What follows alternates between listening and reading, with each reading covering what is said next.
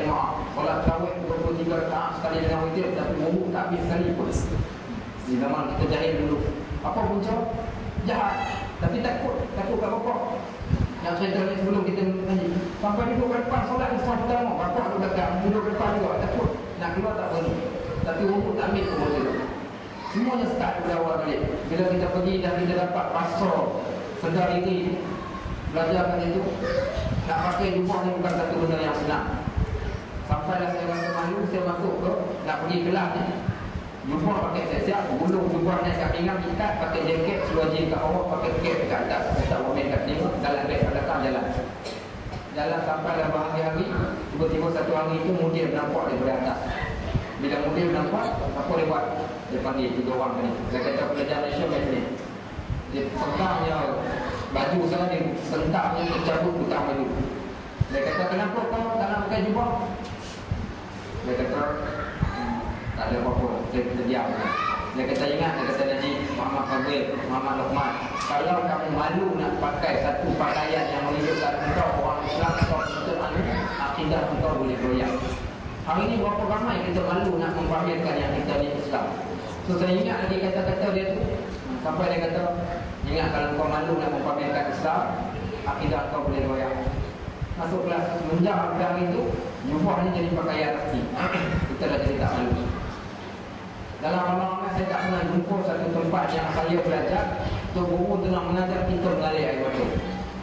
Tok Guru mengajar, tapi kita tengok Masya Allah, bersungguhnya Tok Guru ni mengajar kami ni. Dia mengajar kami ni, Tok Guru dengan kami dapat gaji sama. Penuntut ilmu ni dibayar duit waktu tu. Sebab tu hebat orang kaya orang ni, kalau kita boleh buat satu tempat yang diberikan pengajian agama yang percuma, bahkan beri duit pula kepada anak-anak murid yang datang, Masya Allah. Di situ dia ada muasasah, orang-orang kaya kumpulkan duit, dia berikan duit, maka muasasah ni mahal ni dia akan berikan ilmu. Gaji pengajar dapat $50 sebulan, kami belajar pun dapat $50. Dan paling lebih sekali kami budak-budak yang datang belajar. Seminggu sekali dapat 2 pasang stokin tak pernah basuh, kurang saja. Kemudian yang pula seminggu sekali dapat 1 buah kambing. Tapi mengajinya Masya Allah cukup berat. Sebab apa? Sebab nak kena menghafal. Ni antara ni, kalau nak dapat ilmu bukannya senang, melainkan kena menghafal. Menghafal, tiap-tiap hari menghafal. Sampai dekat satu pointat ni, tiap-tiap waktu pagi masuk kelas, first sekali kena tasbih. Waktu malam kita tak buat benda lain, melainkan mengadap buku dan menghafal. Saya menghafal kitab fiqh 1225 baris. Bukan menghafal tajuk, menghafal kataan 1225 baris, bukan perkataan, baris. Masuk dalam apa namanya ayat. Laham yang isa mati majal motor ulma fi bahri wa fi wa la hatta kami alim wa sajwa wa rasman ya wa ta'ala dan ta'ala ya kullu ta'ala wa ta'ala wa ta'ala wa laika maqahiro. Ba'da yamun, orang tanya kita, syarat tayamum, syurutuha wujudu umtika safar amal wa yuqima an mali wa rabbah sya'ima la hukaya ma rasa'imu fil waqti fi taqsilima. Orang tanya kita, Ustaz, syarat hadis sama apa dia? Awal ma sahihu wa huwa man tasal isnaduhu wa lam yashhad an yu'ayyihi a'dhu bi al-amsi mu'tamadu fi waqtihi wa naqlihi. Semua dalam bentuk hafalan. Senang hafal. Balik malam apa buat? Duduk menghadap ke dinding, pegang buku, hafal satu. Habis menghafal, tutup buku, keluar sekejap, masuk balik, tidur. Bangun, celik-celik mata waktu subuh tu, terus baca balik apa yang kita hafal. Kita pergi ke Jordan, sampailah profesor kat dalam kelas tidur. Dia tanya, tak, kau bukan orang Malaysia? Saya kata, tak, sungguh saya orang Malaysia. Ni pasport saya orang Malaysia. Dia pun terkejut. Dia kata, orang Malaysia tak macam kau. Saya kata, tak tahulah tu, tapi aku orang Malaysia. Kat mana kau belajar? Waktu tu tahun 1 kat Jordan. Dia kata, kau belajar kat Syria. Saya belajar kat Syria, patutlah. Kita belajar begitu sekali. Tapi nak ceritakan betapa bersungguhnya untuk guru betul mengajar. Dan kita yang nak dipilih untuk jadi pelajar ni, mesti orang yang betul-betul. Penting dibenarkan 1 tahun 3 kali sahaja. Penting cukup 3 kali, walaupun tidak berturut-turut, dikira kita mahfuz, terminat terus keluar daripada pahal. Sebab apa dia kata, kau ingat engkau belajar untuk ilmu datang dari dekat orang. Kalau engkau tak ikut betul-betul, silakan keluar. Maka kami atau apabila sebab kita tak ramai pada Malaysia 3 orang saja, mana diramaikan oleh Tok Guru. Saya teringat sama Tok Guru ni yang Masya Allah hebat sangat-sangat. Nama Tok Guru ni Syekh Ridwan, mengajar kitab Hikam Apa Ilah. Saya hafal kitab kamu 240 hikmah lebih. Kami wajib kena menghafal. Waktu itu mula-mula kita nak proses nak jadi baik balik. Dia cakap dalam kelas, dia kata Najib, jadi cacat okey tu, kakinya sakit. Jadi kita ni orang Melayu ni dia rasa lah kita ni dididik dengan hormat guru lah orang-orang dulu. Apa kita buat? Kita buat macam kita mengaji kat Malaysia, tunggu kat depan pintu gate ni, tunggu datang, cikgu datang, apa kita buat? Tolong bawa buku dia. Sebenarnya tu nak cek, malah mengapa itulah yang kita buat. Bawa lah buku dia, tolong naikkan sampai kat kelas. Masuklah kelas dia ni, Masya Allah, walaupun orangnya begitu, tapi dia mengajar cukup sila dan cukup garang. Tapi ilmu bila dia mengajar sebiji rasa masuk ke dalam dada kita. Dia masuk kelas, dia semua orang kat kelas pegang kepala ke bawah, tunduk bawah, pegang pen, angkat kepala, tulis, semua tulis, letak pen. Begitu keadaan dia keluar macam robot ni dalam kelas. Nak dapat itu insya-Allah kat Malaysia tak boleh buat. Baik, hebatnya dia ni, saya yang boleh last kali tu yang sampai boleh menghafal 1225 pekah, 400 lebih baikuni, 200 lebih jawab tauhid, disebabkan kalau satu cerita. Ini yang cerita kadang-kadang ada apa yang tu berubah ni, kadang-kadang mungkin pelik pada mata kita, tapi ada ubat dia. Satu orang ni dia kata, okey, ingat hikam ni kau kena balik dan menghafal hikam. Kita pun tak tahu. Saya pun tak ingat hati ada 40 orang dalam kelas, takkan dia nak tanya aku itu, mesti dia tanya orang lain dulu punya. Siapa balik tak menghafal? Besok datang ke kelas. Bila sampai ke kelas, ditakdirkan Allah, tiba-tiba nama yang dipanggil pertama sekali Muhammad Najib datang ke depan. Kita ambil satu orang ini. Pergi ke depan, waktu tu jatuh sikit, pakai lubang ke sebelah. Baca. Dia pun diam. Aku kata baca, dia diam lagi. Sekali aku lewat, dia pegang janggut saya, dia penampok sekali jatuh sebelah ke bawah. Itu kali kita mau makan terparak. Semua dalam kelas dia diam, saya pun diam. Dan kali seorang budak daripada Algeria bangun dia kata, Syekh, bukankah larangan Nabi untuk tampak di muka? Kan jangan tampak kat muka. Apa kata Syekh Ridwan ni? Dia kata, aku tahu, kau duduk diam, kau jangan cakap apa-apa. Aku tahu kenapa aku tampak jadi. Budak ni tak ada benda yang paling mudarat melainkan pegang penampar aku saja. Dia kata penampar dia dah paling mudarat bagi dia. Aku bukan tampar dia, aku tampar syaitan yang lebih tengik kat dia. Dia pun diam, tak cakap apa. Memang betul penampar dia cukup mudarat. Lepas dia tampar tu, benda yang saya penampar tu sampai ke hari orang tidur tengah malam tanya saya pun saya boleh ingat lagi. La yastakhiran al-wirda illa al-jahul al-warid yujad fi dar al-akhirah wal wirdu yanfawi min tiwati hadhihi jar wa awla ma yuqtana bihi ma la yuqlaq bulula al-warid anta taqrabu minhu wal wirdu huwa qalibu minka fa aina ma huwa qalibu minhu bima huwa maqlabuka minhu. Cerita yang hikmah yang panjang diminta kita menghafal. Sampai kali ini saya boleh menghafal. Ucap pada makan penampar. Tidak ada susah. Kita menuntut ilmu dahulu.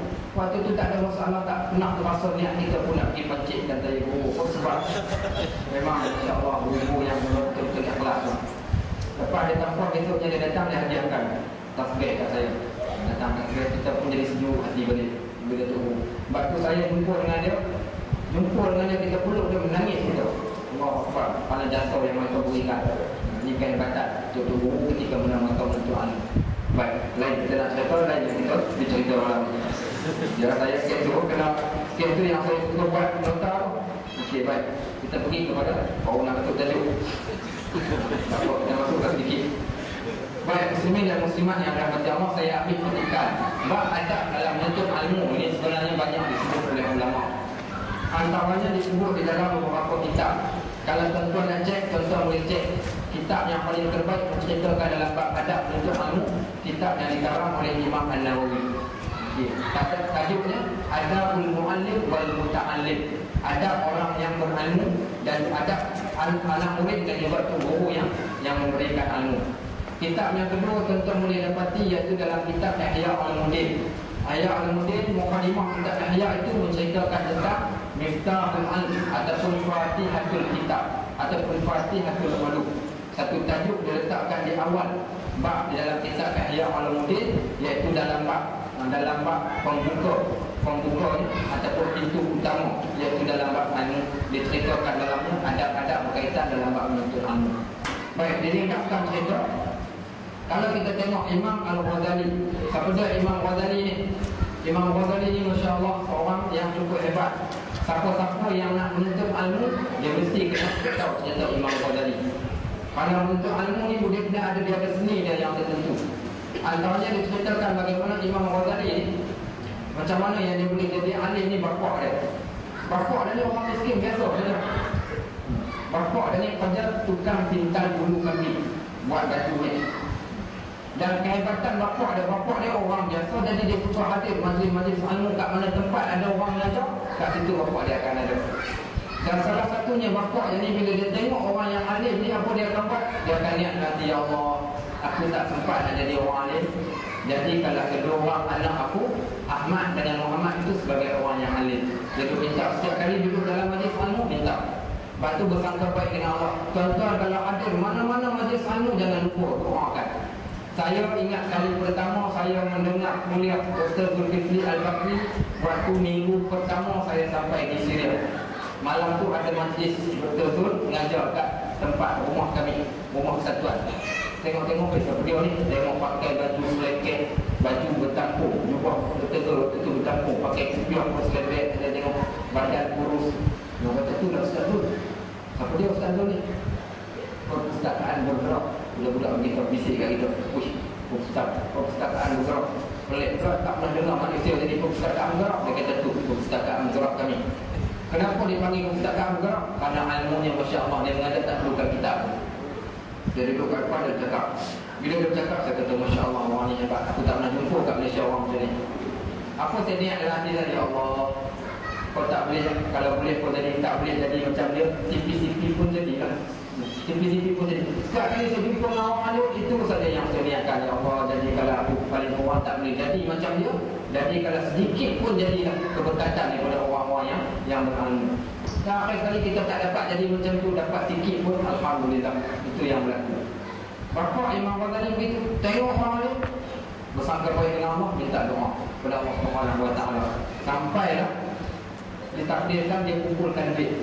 Dia kumpulkan sedikit duit, dia wasiatkan kepada kawan dia, kata dia, kalau dah ditakdirkan aku meninggal, ambil duit aku ini dan tolong jaga anakku dan pastikan kedua orang anak aku ni jadi orang yang alim.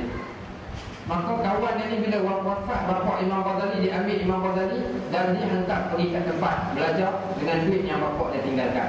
Ini ibu bapak ni kena beringat dalam bab ni, beringat dalam bab ilmu kepada anak-anak ni, pentingkan dalam bab didikan ni, mana kesinambungan aset kita di antaranya EPF kita waktu ke akhirat, iaitu anak-anak kita, terutama dalam bab ilmu agama.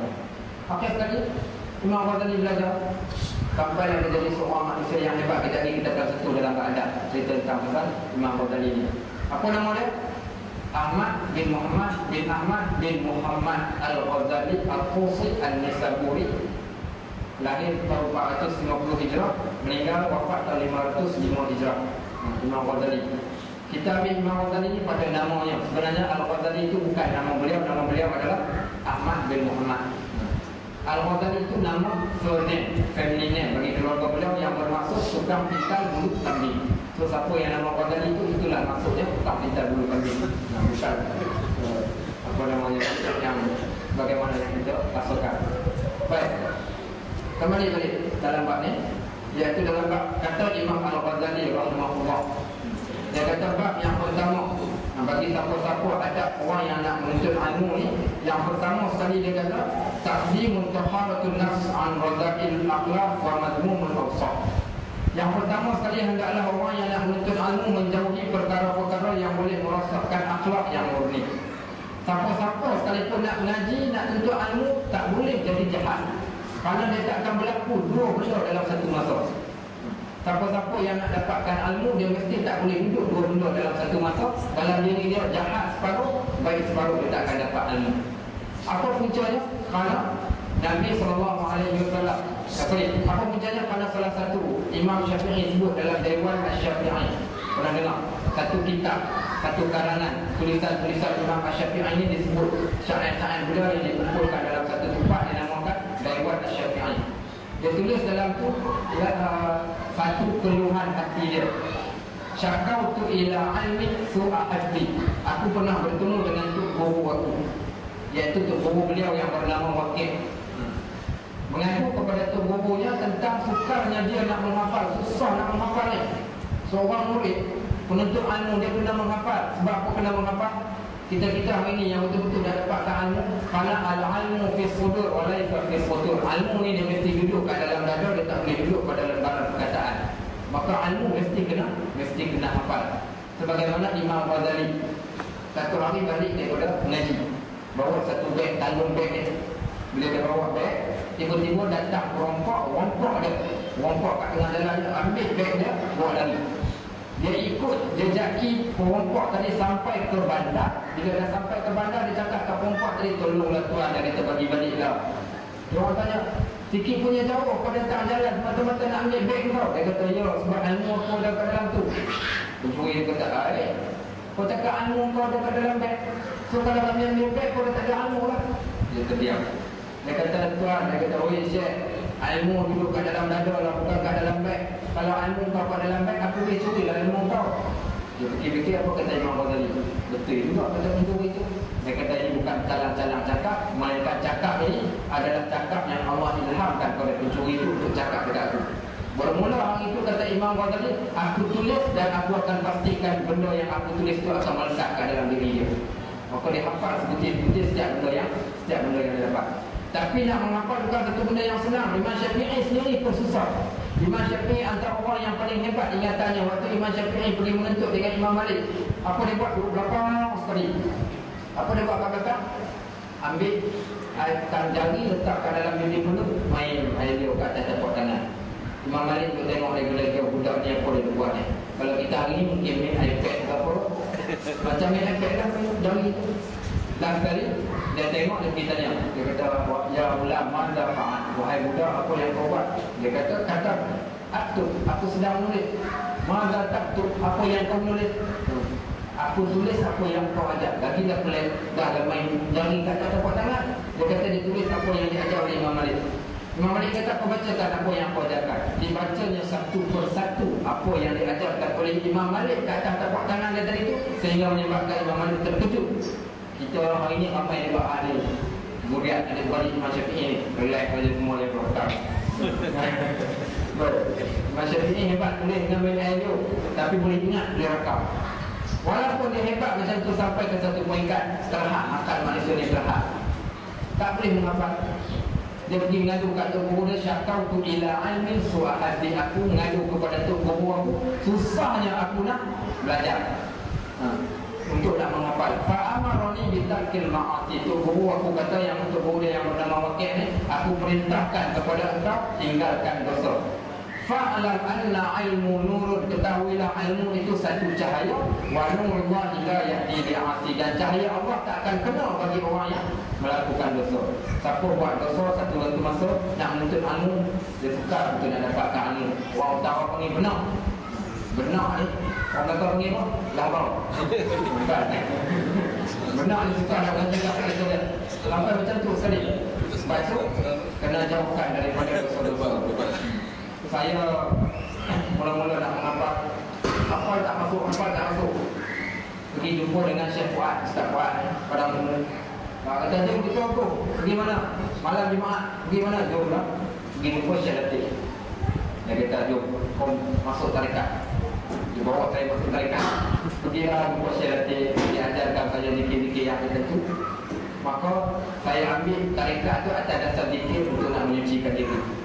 Sebelum saya nak baca buku, saya istighfar 100 kali, saya berselawat, saya baca Fatihah, saya baca ya Fattah, ya Alim, ya Fattah, ya Alim, ya Fattah, ya Alim. Baru saya buka buku, saya menghafal bermula daripada satu muka surat mengambil masa 2 ke 3 jam.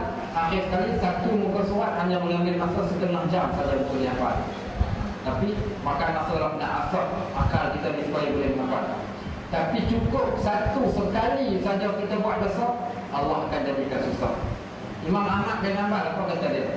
Aku pernah 2 bulan tak mampu untuk bangun solat tahajud di tengah malam kerana satu dosa yang aku lakukan. Satu dosa dibuat terhijab benda-benda yang lain untuk bangun tengah malam tu.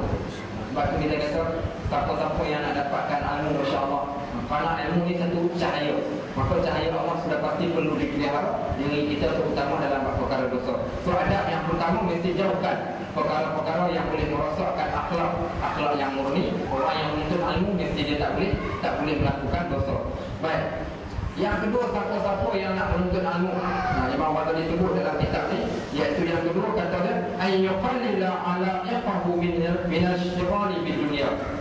Tidak terlalu terikat dengan hal-hal keduniaan. Jauhkan diri daripada terikat dengan hal-hal keduniaan. Ini banyak kita menuntut ilmu, kita terikat dengan benda-benda dunia. Sibuk kita dengan benda-benda dunia. Sebab bila dah menuntut ilmu terikat dengan benda dunia ni, dia akan jadi kacau. Terutama apa? Terutama kahwin, terutama anak bina, terutama dalam bab duit. Sebab tu waktu kami belajar dahulu, untuk guru ni, siapa yang datang belajar dia akan bagi duit. Apa punca? Dia tak nak kita ni sibukkan diri dengan bab-bab dunia. Seorang syekh namanya Syekh Rusdi, juga tok guru pada Datuk Zulkifli Al-Bakri. Kami pergi mengaji kat Damsyik. Dia tok guru, dia buka satu kedai. Kelas dia buat kat kedai dia. Kita datang belajar, duduk kat depan dia, belajar. Habis kelas dia akan seluk kocek dia bagi duit kat kita. Kan kita minta tapi dia akan bagi. Kita tolak, dia kata tak, kau kena ambil juga. Sebab kau orang berilmu, aku tak nak kau sibuk dengan benda-benda yang lain, melainkan tumpukan perhatian dalam bab benda-benda ilmu ni. Kita hari ni kita duk sibuk banyak benda dengan benda-benda yang entah apa-apa, kadang-kadang yang menyebabkan kita lalai. Sebab tu yang syarat adab yang kedua, tak boleh kita nak saikat dengan kalau macam benda-benda yang menyebabkan kita daripada ilmu. Sebab tu kata pepatah Arab, al-waqtu illam ta'malhu fil khair ta'malhu fil syarr. Waktu ini kalau kita tak gunakan pada jalan kebaikan, nescaya kita akan gunakan pada jalan yang sebaliknya. Jadi sangat-sangat kalau kita tengok dalam bab ni. Baik. Kemudian yang ketiga, adab yang ketiga adalah 10 adab. Antaranya saya terjemahkan, para pelajar ataupun kita orang yang menuntut ilmu tidak boleh bersifat angkuh dan bongkar terhadap guru. Jangan berlagak sombong, jangan angkuh, jangan bongkar. Kadang-kadang mungkin apa yang kita tahu, tok guru tak tahu. Ada satu tempat saya jemput seorang alim daripada KL berceramah, tak boleh sebut lah nama dia. Datang berceramah di Melaka. Ramai-ramai itu ada orang yang berbagai datang. Seorang ni dia tak puas hati dengan ustaz ni, dia bangun. Cakap, ustaz, bagaimana ustaz boleh cakap macam tu, sedangkan ustaz dia cakap macam ni dengan penuh emosinya. Maka keadaan yang macam tu kita kata tak sepatutnya berlaku. Bagi kita yang menuntut ilmu, ingat, hormat kepada guru walaupun benda yang dia cakap tu kita tak pukul. Kerana tempat muallim ataupun tu guru ni di bawah sedikit saja daripada tempat kedua ibu bapa. Bahkan ulama ini antaranya pewaris bagi para nabi. Al-ulama warasatul anbiya wa innal anbiya la yurithu dinaran wa la dirhaman. Sesungguhnya para ulama ini, para nabi-nabi tidak mewariskan kepada kita wang ringgit, tapi diwariskan ilmu bagaimana yang dapat daripada ulama-ulama. Waman akhadha faqad akhadha bihadzil wafir. Siapa yang ambil ilmu ni, maka dia telah dapat kelebihan dunia yang cukup banyak. Sebab tu kita kata hormat ulama walaupun mungkin dia berlaku kesilapan. Kalau kesilapan ulama tak ada masalah berbanding dengan kesilapan manusia. Kalau kesilapan ulama sekalipun dia tetap, kalau selagi mana dia berpandukan kepada nas-nas dan sebagainya, berbandingkan dengan kesilapan yang dilakukan oleh kita. Imam Al-Mutawali Sya'rawi pernah tulis dalam satu buku, kalau kita tengok seorang alim dan ulama itu melakukan satu-satu kesalahan, dan kalaulah kesalahan yang dilakukan itu kesalahan yang bersifat tersembunyi, maka haram hukumnya untuk menyebarkan kesalahan tadi kerana kerugian dari sudut ilmu yang akan disampaikan kepada orang. Apa nak dibuat? Sama ada berhadapan dengan tu guru itu secara personal ataupun dibuat dengan cara-cara yang lebih beradab. Sebab tu dalam bab ni kita yang menuntut ilmu tak boleh bersifat angkuh. Ingat kami waktu kami belajar dahulu, apa yang tu guru kami kata, itu saja yang kita akan diam dan kita tak akan jawab sepatah sekalipun. Dan juga kita hari ini masalahnya kita banyak. Tu guru kita tak mengaji banyak tu guru. Kita mengaji dengan seorang tu guru, kita terus pegang dengan dia, kita terus ban tu guru yang lain. Dan hari ini yang berlaku kat Malaysia ni banyak ustaz-ustaz yang bergaduh sesama mereka ni disebabkan kerana tak puas hati di antara satu sama lain sehingga mengkafirkan ulama-ulama. Sebab tu ada satu, siapa nak mungkin boleh ambil lah, saya bawa. Yang ni kami buat satu discussion dahulu, satu buku Ayyuhal Walad. Buku ni buku Imam Ghazali. Asalnya bukan buku. Asalnya adalah surat Ibnu Jauzi ni anak murid kepada Imam Ghazali. Dia menuntut dengan Imam Ghazali, setelah habis belajar, dia tuliskan satu surat, tunjukkan kepada Imam Ghazali, minta nasihat. Dia kata, wahai guru aku, boleh tak kau titipkan kepada aku beberapa nasihat yang boleh aku sampai, yang boleh aku amalkan. Maka dia tuliskan nasihat-nasihat Imam Ghazali yang 23 nasihat yang diberikan kepada anak muridnya dan dirakamkan dalam buku Ayyuhal Waladnya kepada penuntut-penuntut ilmu. Siapa yang nak mungkin boleh ambil kejap lagi kerana nak tersedik pemulis saya dah terjemahkan ke bahasa Melayu. Baik. Kemudian yang berapa? Keempat. Yang keempat, adabnya mengelakkan diri mendengar perselisihan dan perbezaan pendapat. Apa saja yang berlaku ikhtilaf dan khilaf, benda-benda yang masuk dalam bab furu' tak payah nak berat-beratkan sangat. Ulama dahulu dah bincang banyak, kita hari ini masih lagi nak bincangkan dengan keras benda tersebut.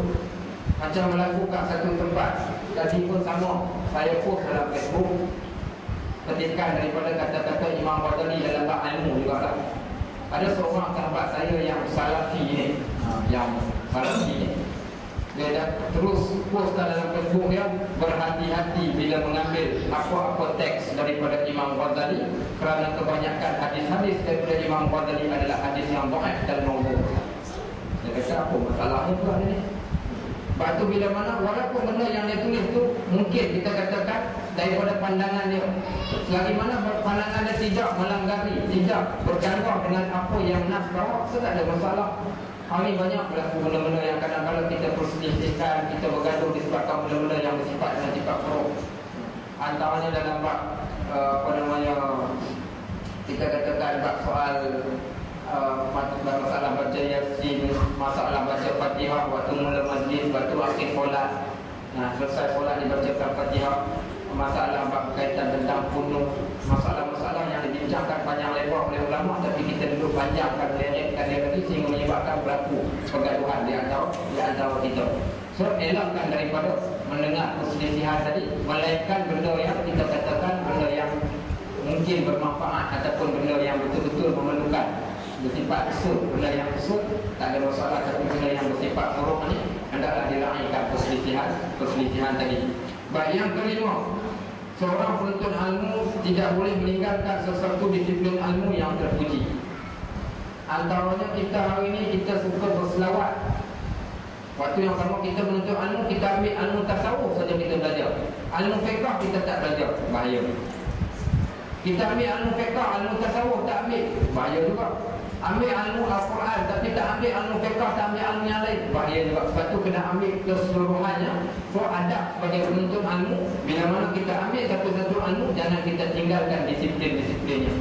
Antaranya dalam bab bila mana nak meriwayatkan sesuatu hadis, pastikan dalilnya dalil yang sahih, sanadnya paling kurang pun kalau dhaif bukan dhaif.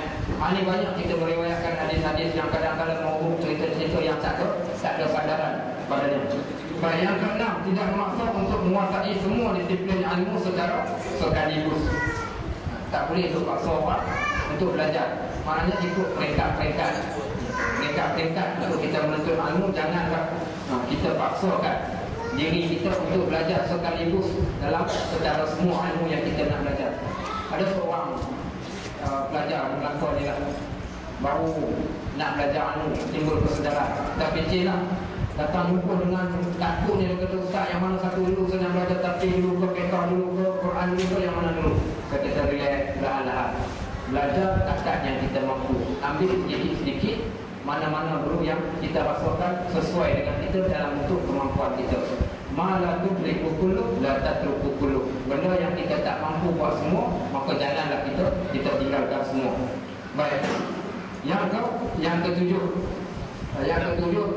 seorang penuntut ilmu itu tidak boleh mencampur adukkan sesuatu cabang ilmu sebelum menguasai dan memahami dengan mahir cabang ilmu yang sebelumnya. Jangan bercampur aduk. Mengaji hadis sikit, boleh hadis post masuk dalam Facebook, duk tengkar dengan orang.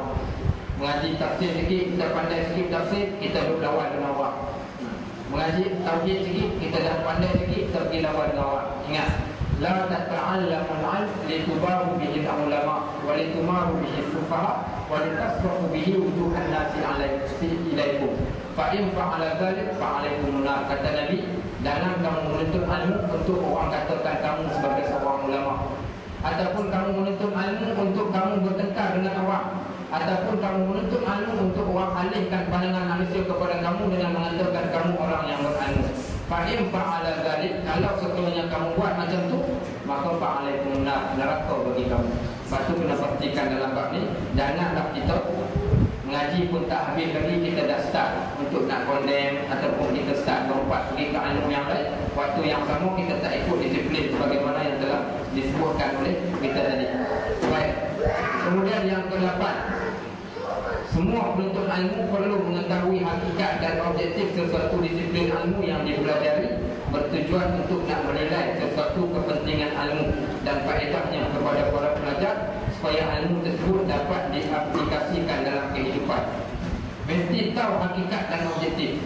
Fiqh tujuannya dalam bab ibadat kita, dalam bab luaran. Tauhid dalam bab akidah pegangan. Tafsir nak memahami Al-Quran.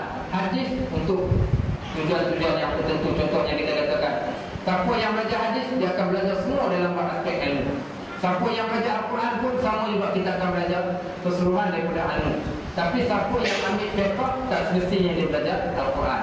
Mesti kena mengambil ilmu dalam bentuk yang macam tu, dan kena tahu kenapa kita kena belajar Al-Quran. Hari ini ada orang yang belajar Al-Quran dah habis belajar Al-Quran, habis tutup, tak ada kira-kira. Ada orang yang belajar akidah, satu kitab habis. Kami belajar dulu peringkat-peringkat. Mula fiqh dengan kitab kecil, kemudian naik kitab yang besar, kemudian kitab makin besar. Ikut turutan dia, jangan terus lompat kepada kitab-kitab yang lain. Baik, yang ke-9, pelajar perlu bersikap ikhlas dalam menuntut ilmu. Wa ma umiru illa liya'budullaha mukhlishina lahu-d-din. Apa-apa sekalipun tetap ikhlas itu pada tempat yang pertama. Tengok apa niat kita, yang tujuan kita untuk nak menuntut ilmu. Hari ini banyak kita mengisi masyarakat untuk nak menuntut ilmu, bukan niat kita pun untuk nak belajar, tujuan untuk nak dapatkan ilmu, melainkan tak semua oranglah sebagai daripada kita keadaan yang macam tu. Sebab tu kita katakan kat sini, letakkan keikhlasan kita pada Allah, maka sudah pasti kita akan dapat ganjaran pahala bagi orang yang menuntut ilmu. Baik, dan yang ke-10, setiap pelajar perlu mengetahui berkaitan ilmu yang dipelajari, bertujuan supaya mengutamakan keperluan ilmu yang perlu didahulukan daripada ilmu yang berbentuk sampingan. Memahami aulawiyat, keutamaan. Contoh, kita Al-Quran tak pandai baca, ilmu pun nak baca Quran. Bila dah baca Quran pula, ilmu pun kita baca, belajar ilmu fiqh pada nak menjadikan ibadat kita sah. Kemudian apa lagi pula, tengok ada kesempatan belajar pula ilmu akidah, ikut turutan-turutan. Adapun bab-bab ilmu-ilmu yang tak ada kaitan, yang berbentuk kesampingan, dibelakangkan. Yang paling utama diutamakan, dahulukan yang dahulu, kemudiankan yang kemudian. Itu 10 benda yang kita sebutkan dalam adab yang disebut dalam kitab Ihya Ulumuddin. Terakhirnya saya ambil satu kata-kata Imam Syafi'i, lan tanala al-ilm illa bi sittatin sa'utika an tafsilha bi bayanin. Kamu takkan dapat ilmu melainkan dengan 6 perkara ini, kata Imam Syafi'i. Sa'utika an tafsilha bi bayanin, aku akan ceritakan satu persatu. Zakail, yang pertama, orang yang nak menuntut ilmu dia mesti kena cerdik. Siapa tak cerdik, kalau bengong memang tak boleh menuntut ilmu. Maksud cerdik ni akalnya waras. Waras pergi belajar.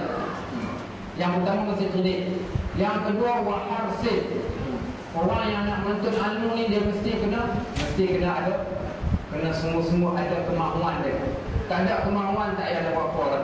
Kalau pasien tak ada kemahuan, dia duduk kat dalam majlis ilmu pun dia tak akan suka, duduk luar majlis ilmu pun dia tak suka, dengar ilmu pun dia tak suka. Sebab tu dalam ilmu ni kata pepatah Arab, kun aliman, jadilah kamu orang yang alim, au muta'alliman, ataupun orang yang menuntut ilmu. Tak boleh jadi orang alim, jadi orang yang menuntut ilmu. Orang yang menuntut ilmu pun tak boleh juga. Au mustami'an, jadilah orang yang mendengar ilmu. Orang yang mendengar ilmu pun tak boleh juga. Ambil yang keempat, au muhibban, jadilah orang yang sukakan kepada majlis ilmu. Ustaz, apa beza menuntut ilmu dengan mendengar ilmu? Ada beza tak? Beza. Menuntut ilmu dia ada peralatan ilmu. Mendengar ilmu cukup pasang telinga saja. Buka kaset, tengok YouTube. mendengar ilmu. Adapun menuntut ilmu, dia ada peralatan dia. Mendengar tak perlukan peralatan. Muhibban, suka kepada ilmu, tunjukkan rasa suka sekurang-kurangnya kita support orang-orang yang sukakan menuntut ilmu ni. Macam di Syria waktu saya belajar, orang-orang kaya datang kan tempat mahal kita orang belajar. Apa dia buat? Datang kat situ, jumpa mudir kata panggil budak Malaysia datang. Kita datang budak Malaysia, orang kaya ni bagi business card. Ini business card saya, nanti habis kelas pergi kat kedai. Kita pergi kedai, masuk kat dalam kedai, apa dia buat? Dia kata kau ambil lah apa yang kau nak ambil dalam kedai. Macam cerita di bawah, apa cerita Gerabdi. Ambil lah apa kau nak ambil dalam kedai ni. So kita ambil apa sana, ambil baju selai, seluar selai, kasut. Cukup, kamu ambil lah. Cukup, ni saja. Dia buka PTC dia, ambil duit, bagi kat kita. Nak ceritakan bagaimana mereka ni sukakan pada orang untuk ilmu.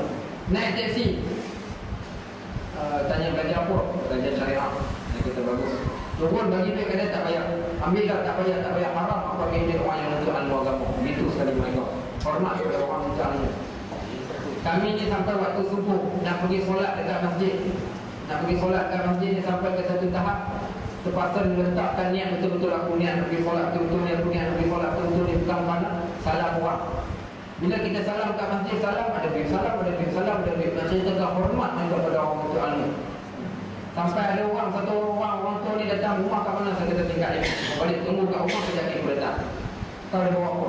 Bawa peti sejuk, letak kat belakang ni. Dia kata aku hadiahkan peti sejuk kat kau.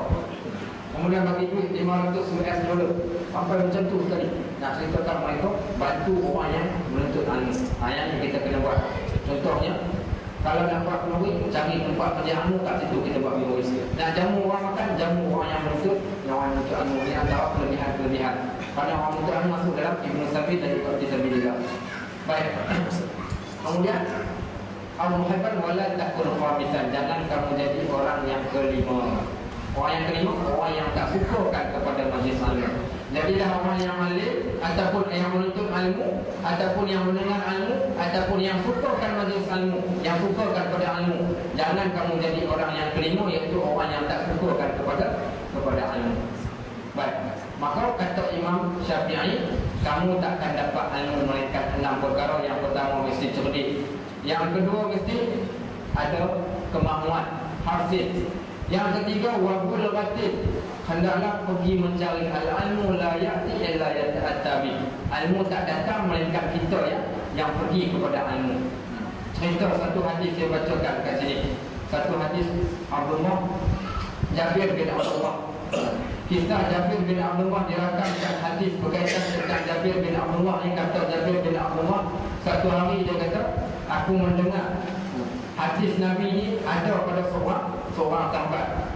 Kata Jabir bin Abdullah, satu hari dia kata aku mendengar seseorang ni ada hadis dan yang diambil daripada Nabi SAW. Apa dia buat? Dia terus datang pergi jumpa kepada orang yang ada hadis Nabi SAW tadi.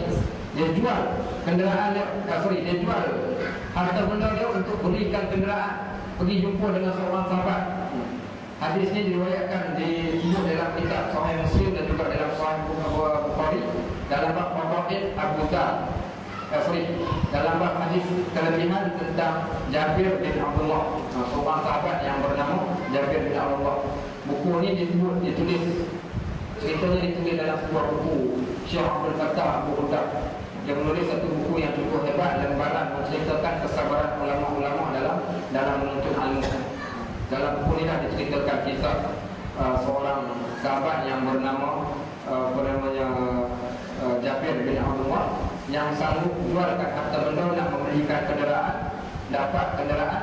Apa kata dia? Fashtara itu ba'ayran, aku beli seekor unta. Summa syadatu rahli, kemudian aku keluar bermusafir. Fasirtu ilaihi syahran, jarak aku dan sampai ke tempat dia 1 bulan. 1 bulan sampai kat tempat tu. Hatta qadim tu Syam, sampai ke Syam. Daripada Mekah pergi ke Syam, nak ambil satu hadis saja. Fa idza Abdullah bin Unais, dan aku pun bertemu dengan seorang sahabat yang bernama Abdullah bin Unais. Faqultu lil bawab, aku pun sebut kat pintu dia. Qul lahu Jabir al-bab, kau beritahu kepada Abu Unais, Jabir bin Abdullah duduk kat pintu dia. Faqala Ibnu Abdul Bar? Dia pun tanya, adakah engkau Ibnu Abdul Bar? Kata dia, na'am. Abdullah bin Unais pun keluar. Fakul tu, aku tak nak cakap panjang-panjang.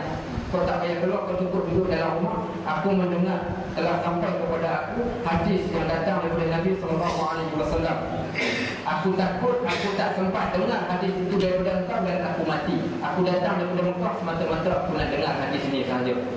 Faqala sami'tu Rasul sallallahu alaihi wasallam yaqul, aku pernah mendengar Nabi sallallahu alaihi wasallam yaqul, berkata,